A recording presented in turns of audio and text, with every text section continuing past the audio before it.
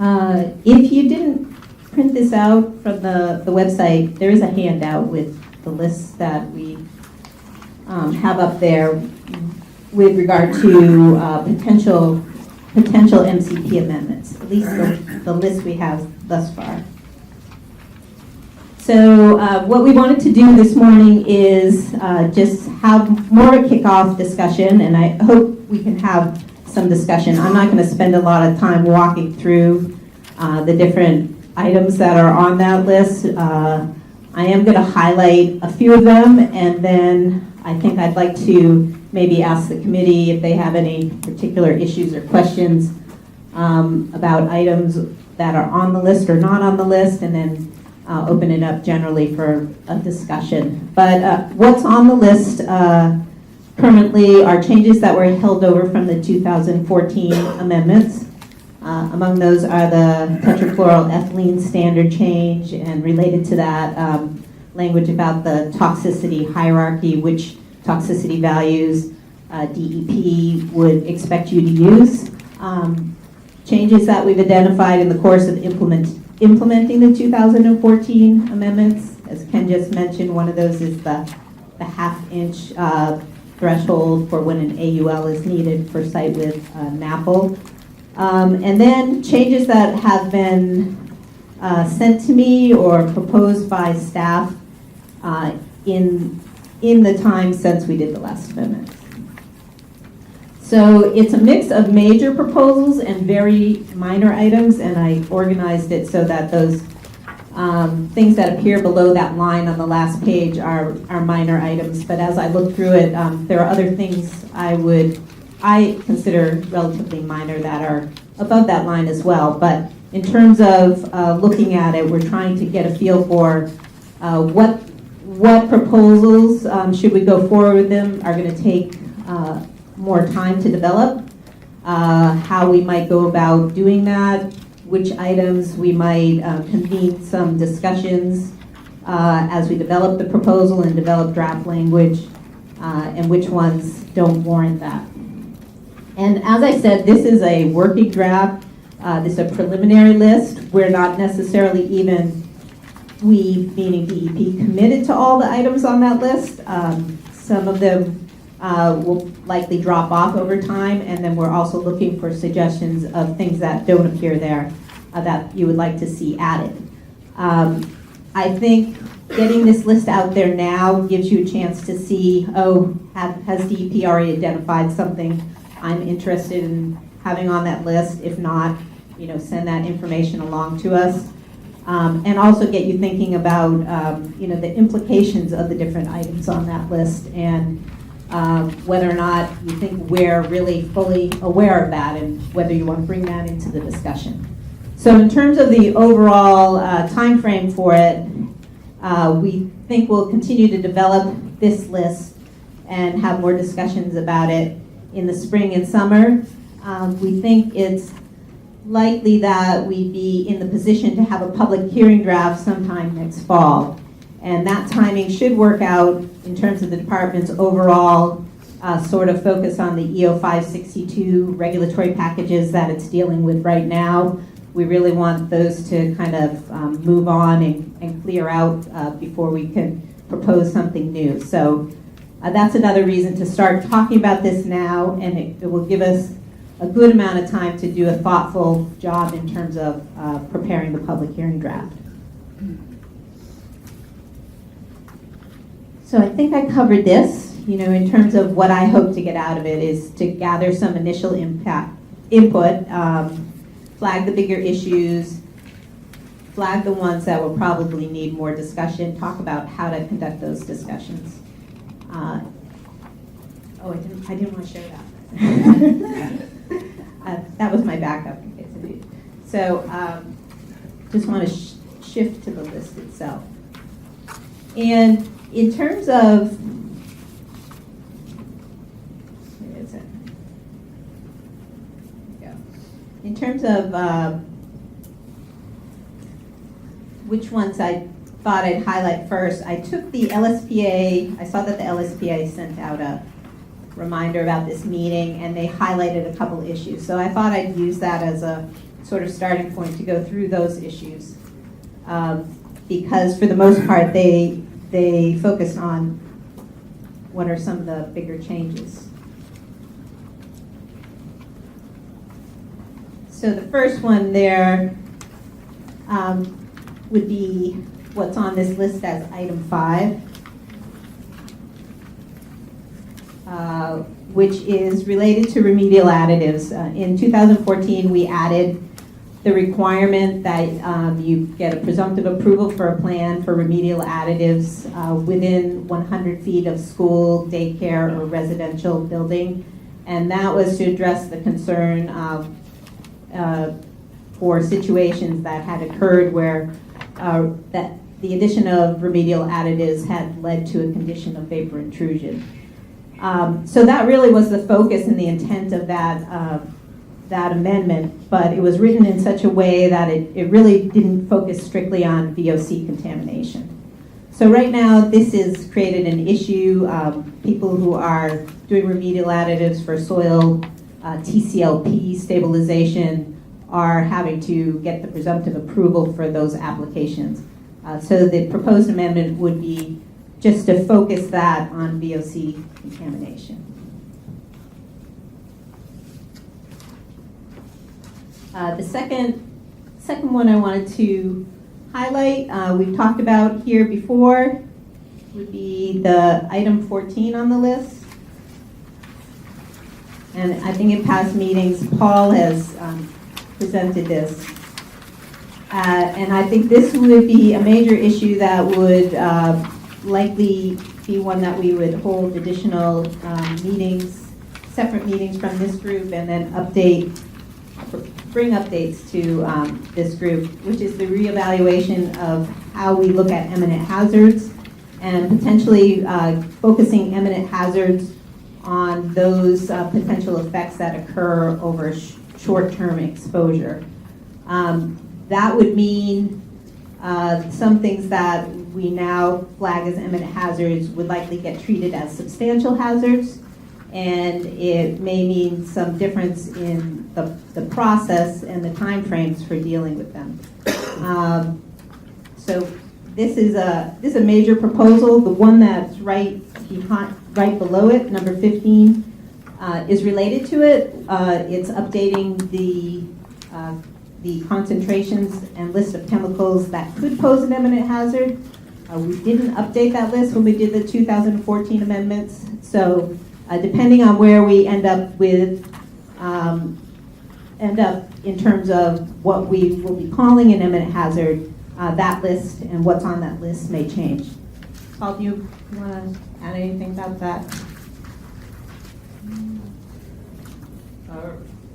Not that much, actually. But the goal with this is partly driven by the kind of DEP's experience with TC and chemicals that, I think we all agree that if you have developmental effects following exposure, that is what I think classically comes to mind, that sort of exposure, that sort of health effect when you talk about imminent hazards. And there has been this kind of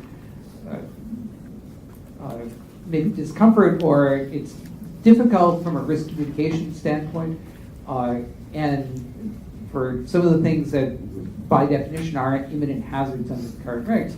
And I think we've run across this, and you've run across this over the years, explaining to people that, well, there is this elevated cancer risk associated with exposures to these chemicals. It's based on a 5-year exposure, but it's an imminent hazard. And that there was this kind of, that particularly now that we have TCA as a real and hard and difficult example of something that needs to be dealt with in a very short term, it really highlights that there are other situations, particularly with the carcinogens, that we want to address quicker than perhaps a 6-year time frame.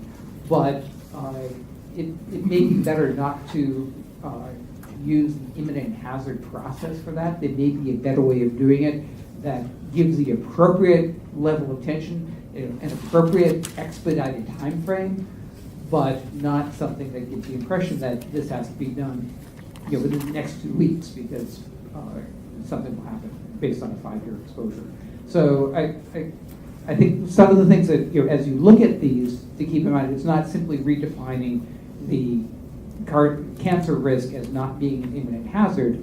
We do still want to have an avenue and an approach where if you have elevated exposure to carcinogens, that we would now consider an imminent hazard, that there be a process to address those in a timely manner and not just allow exposure to continue for 5-6 years while the assessment continues and people decide what's going to happen about it. We do want an accelerated process, but I think there has to be something in between.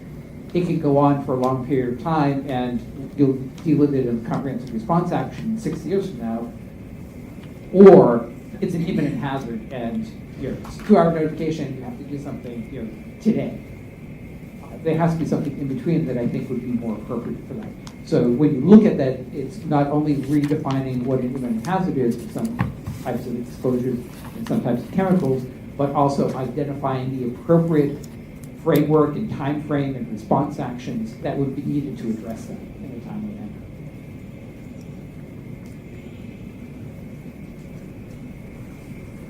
So, I have a question. question, yeah. Have you ever given any consideration to changing the terminology altogether from hazard to something else like, for New Jersey, like a rapid action or a rapid response thing? Just as a risk assessor and a risk communicator, telling somebody, oh, it's an imminent hazard, but don't worry about it, is not really cool. The question is, have we given any thought to changing the terminology for it? I like that as a risk assessor, explaining something that's an imminent hazard, but don't worry about it is difficult, and that's kind of what I was trying to capture in that level, that discomfort.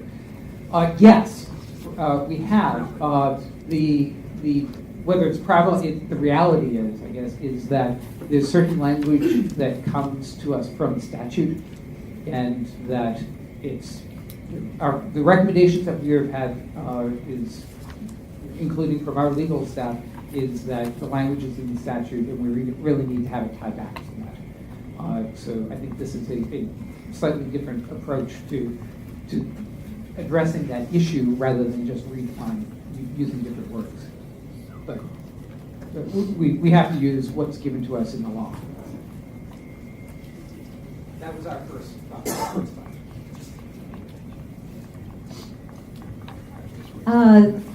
The next item on your list is 29, which are changes to the numerical standards. The big change here is the tetrachloroethylene standard changes. Back in 2014, the public hearing draft had gone out before the DEP had finalized that the trichloroethylene toxicity value, and was working with the committee at that time, and that information was finalized after it went out, so we were unable to incorporate it without going back out for public comment. So the proposal is that we would include it in these amendments. Related to that is the hierarchy for toxicity value language that is also in subpart I, that directs you to which sources of toxicity values to use when you're doing risk characterization. The language in that now is softer than is really necessary. Is softer than it should be in terms of indicating that you would be required to use MassDEP's published value. So we would be looking at that language to ensure that in the case of tetrachloroethylene, that value was used. Another way to do this would be to actually publish that value in that section of the regs. We could publish it. The downside of that is that we would have to go back in there and revise that should changes occur in the future. But there are different approaches to how to do that. I think we would come forward with some draft language as part of the development of this draft for people to look at. Eileen? For talking about specific chemicals, is the department considering adding PFAS for the marble? Oh, I didn't realize it wasn't part of the model. It's not. We are now. Paul's writing it down. So that, seriously, that's something that the department is going to consider? I'm not asking flippantly. No, I'm not taking it. Hadn't realized it wasn't on model. We also regulate hazardous materials because it's characteristic, not just because it's listed on the model. So we have been addressing PFAS and PFOA contamination issues as this material given toxicity in public drinking water. But it certainly would be clearer to have the RC and the RQs have it on model. And obviously there have been a lot of attention nationally to PFAS and PFOA. We're aware of that problem. So I know you have an emerging hazards group in DC. Are you going to at some point get us involved or do a presentation and see what the contaminants, pharmaceuticals, something that we organizations start to see? So we do have an emerging contaminants work group in DEP, which is headed by our Office of Research and Standards and Mark Smith there. And Carol and West has in the past come and spoken to us about emerging contaminants, and we can do that again if you guys think that it would be interesting and the time has come to kind of refresh that, particularly with PFAS and PFOA, that probably would be a good idea. Yeah. So we can add that as a I don't know if potential. that specifically the industrial material package with that other than adding criteria. Yeah, we haven't, there's nothing in that yet.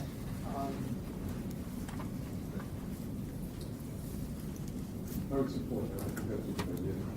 We can talk about that and just move it along. Yeah. Nancy, we can talk about that.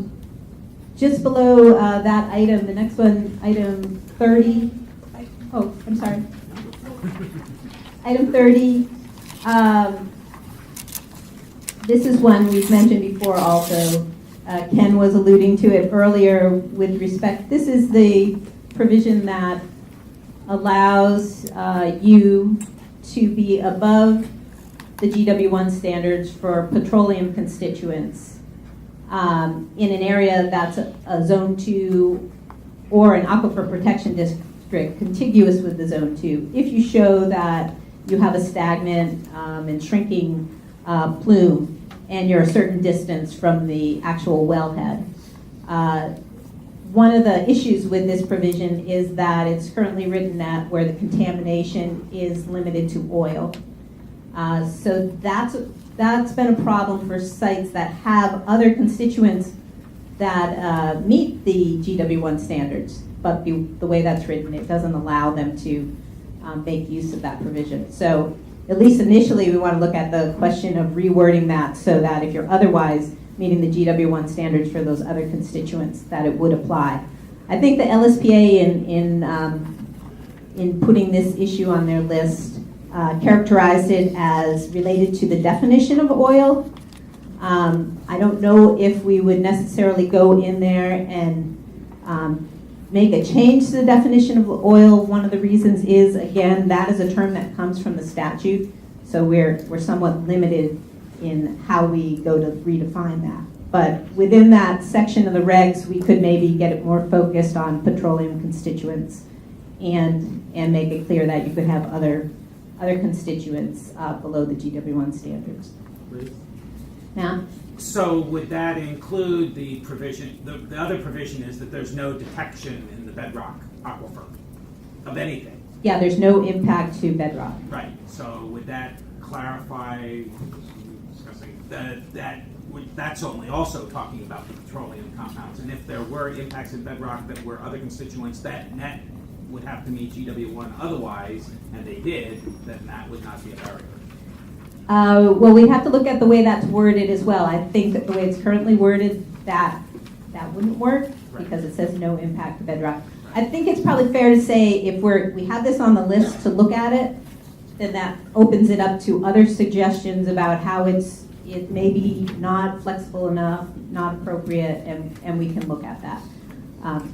So there are many elements to this provision, and we can look at all of them in the process of review. I think we could have Julie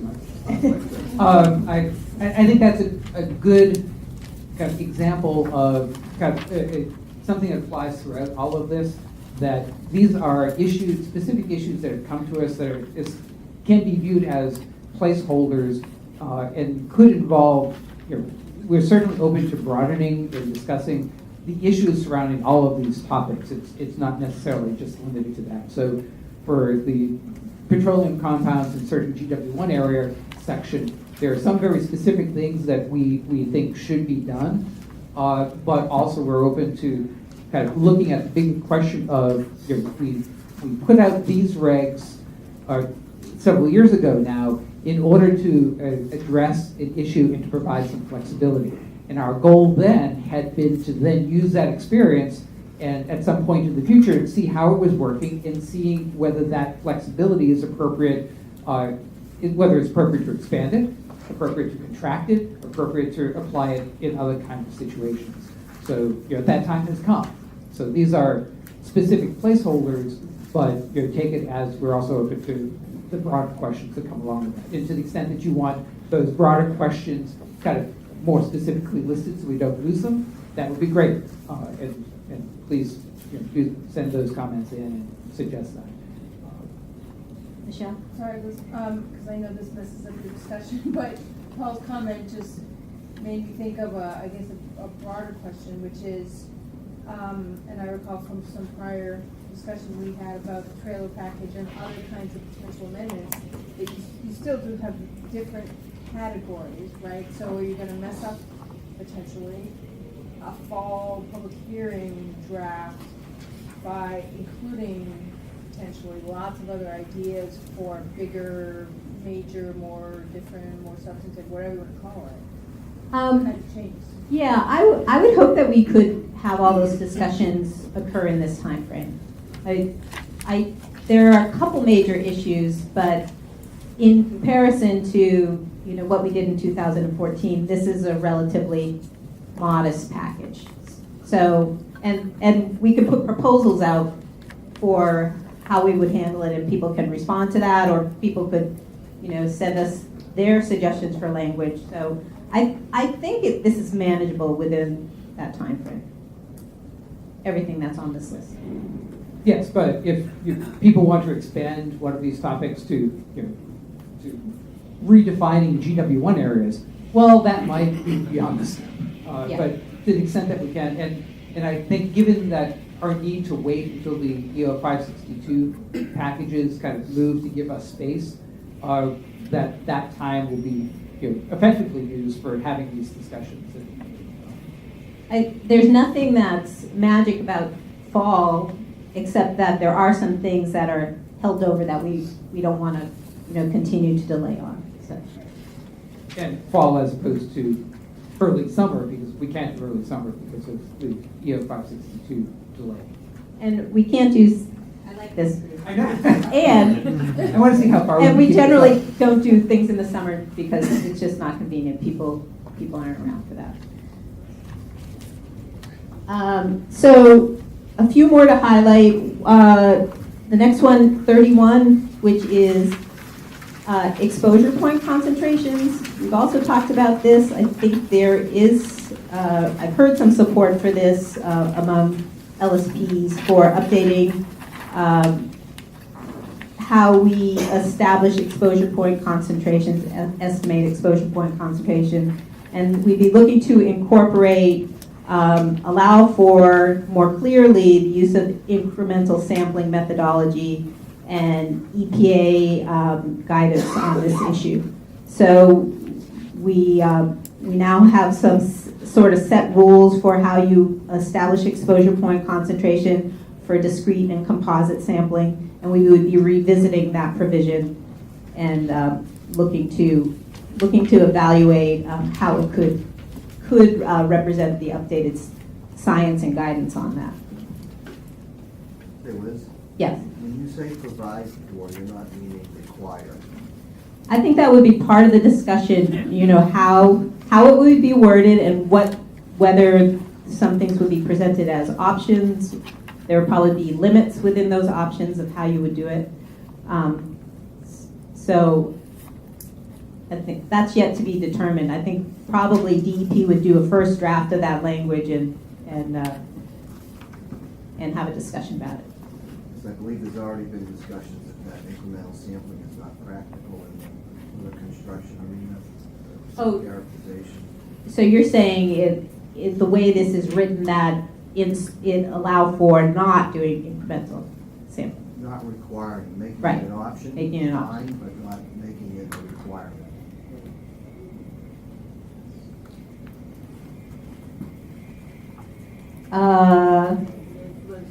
Yes, Eileen? Nancy? We will not make it a requirement. Yeah. Not a requirement today. I'll let Nancy explain it a little better. I have it. Okay. It cannot be a requirement. Incremental sampling can't be a requirement right now because there is not the lab capacity, as far as I know in this region, to process incremental samples correctly.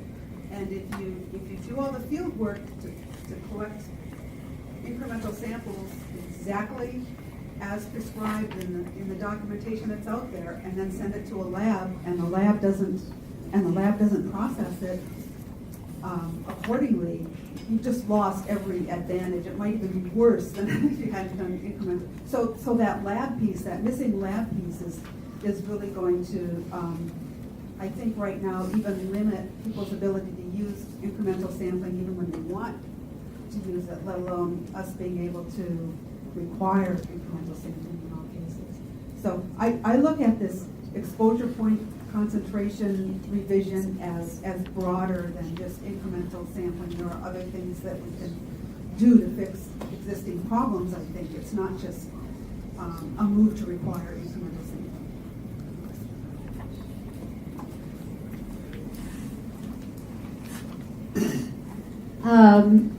So I think the last one, a couple more I want to highlight.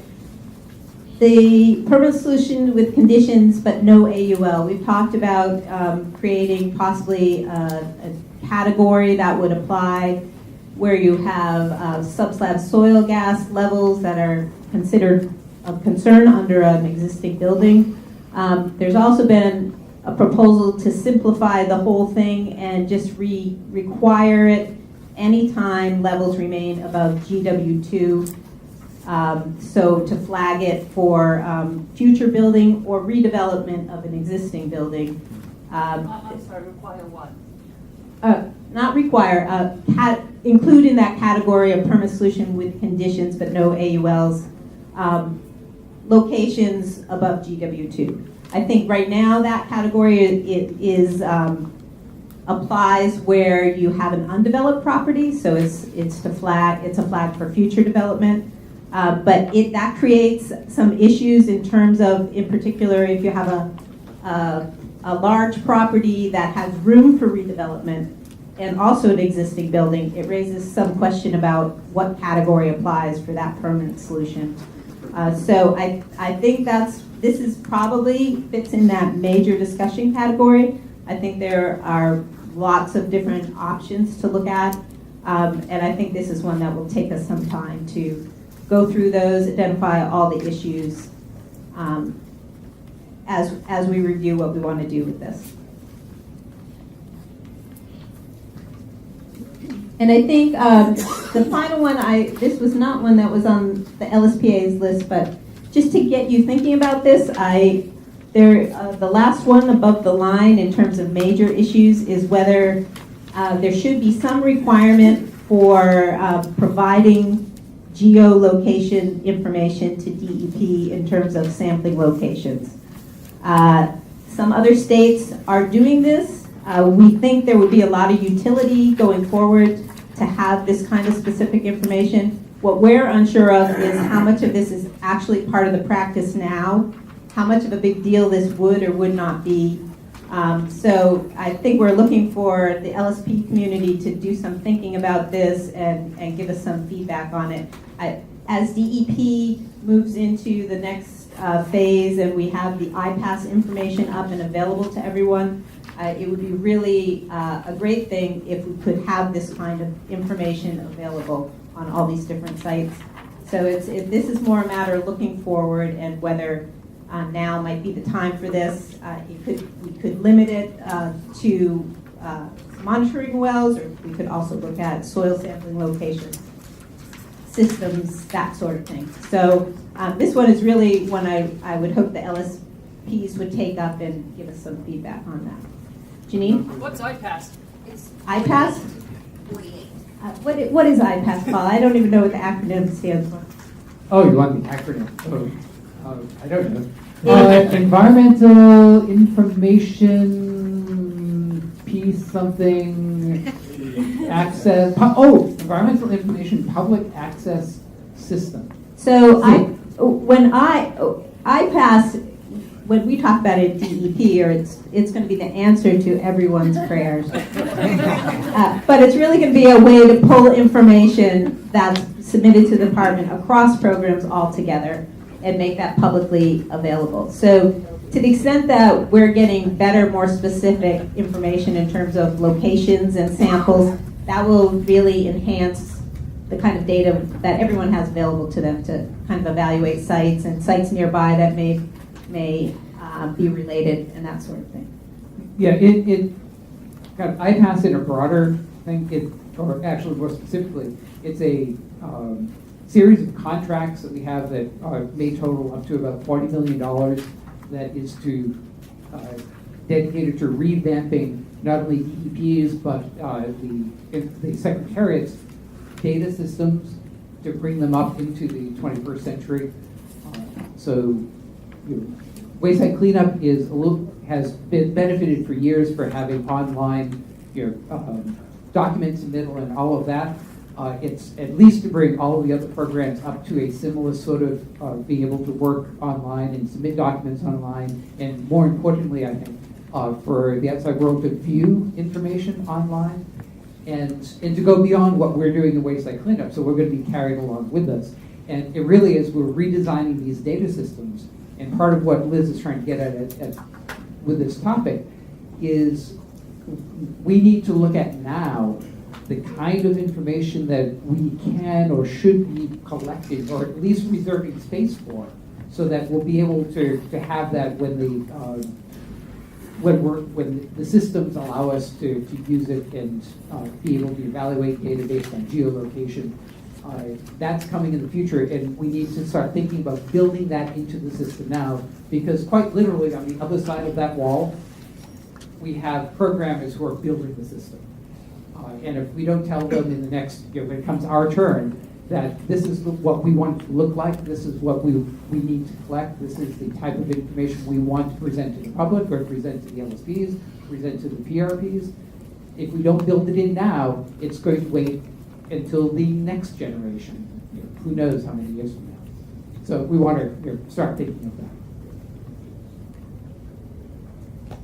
of that. So at this point, I just want to open it up to additional input, maybe start with the committee members. Items on this list they have questions about or things to add. And I should also say that anyone can send, this is not necessarily a formal list at this point. So if you have something like the items that came up today that will add to the list, and you think about it, just put it in an email and send it to me. I think LSPA is thinking of giving more formal comments. That would be great, but it's not necessary at this point either. You can just kind of consider this a working list. So as we get closer, obviously, to the end of the spring and start to actually put draft language together, it becomes harder and harder to kind of put new issues in. But I think we have time right now for people to think about it, look at this list, and send us ideas for other things. But any questions or additional issues you want to raise now?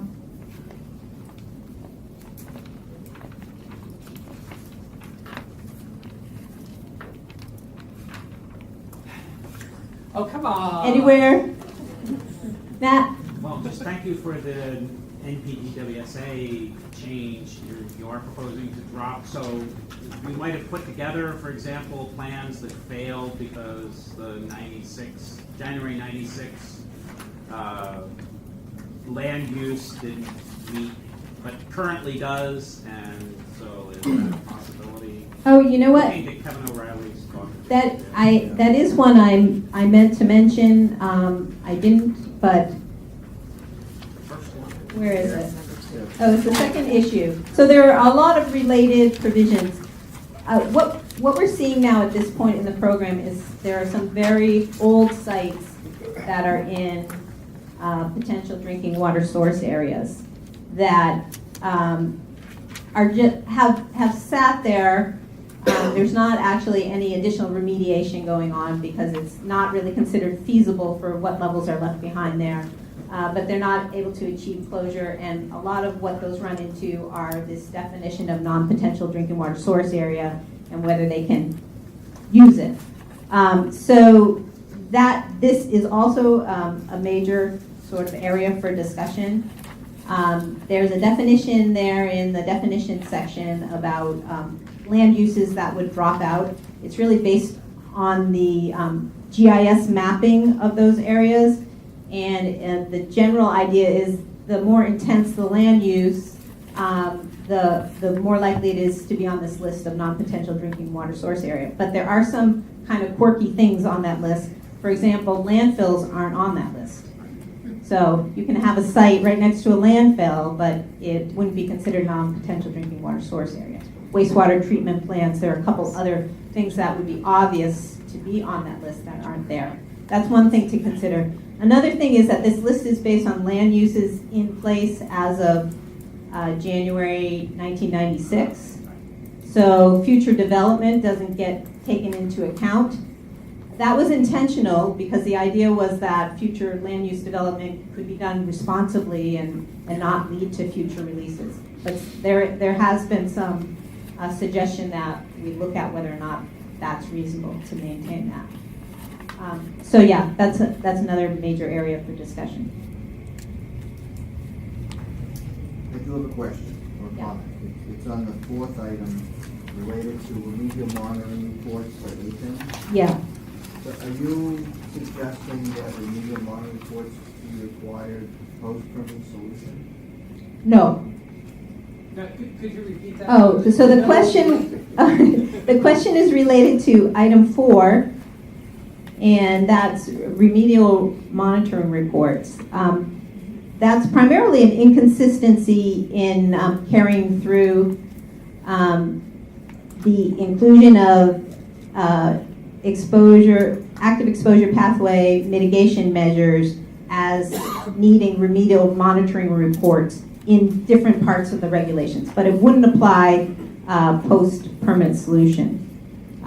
This is just that site, the description of remedial monitoring reports has its own section in the MCP. It didn't include IPMs. So I think that's mostly a consistency issue, but as we look at that, we have to look at all the related provisions. Okay, so thanks, and I think Tom is here for our last, yeah.